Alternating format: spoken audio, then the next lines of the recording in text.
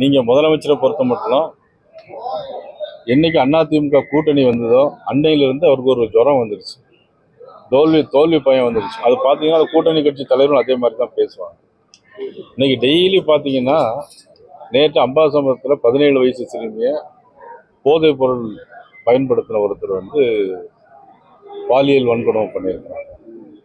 அப்புறம் வள்ளியூரில் ஒரு மூதாட்டி 17 பவுன் நகைக்காக வேண்டி கொலை பண்ணியிருக்காங்க. தினசரி பாலியல் வன்கொடுமை, தினசரி இந்த மாதிரி சட்டம் ஒழுங்கு பிரச்சனை, போதைப் பொருட்கள் எல்லா இடத்துலையும் நடமாட்டம். இதையெல்லாம் மறைப்பதற்காக முதலமைச்சர் ஓரணியில் தமிழ்நாடு அப்படிங்கிற சும்மா ஒரு பேனரை வச்சுட்டு இப்போ ஊரா போயிட்டு இருக்கிறாங்க. இதனால எந்த நன்மையும் கிடையாது.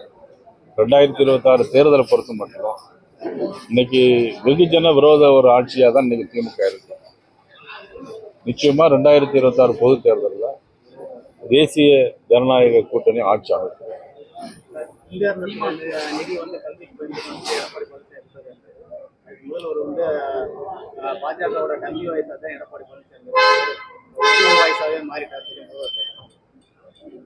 முதலமைச்சருக்கு இப்போதான் என்ன பேசுறதுன்னே தெரியல.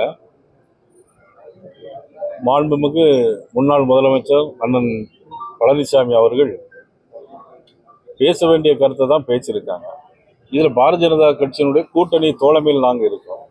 இதில் அவருக்கு டம்மி வாய்ஸாக இருக்க வேண்டிய அவசியம் ஒன்றும் இல்லை.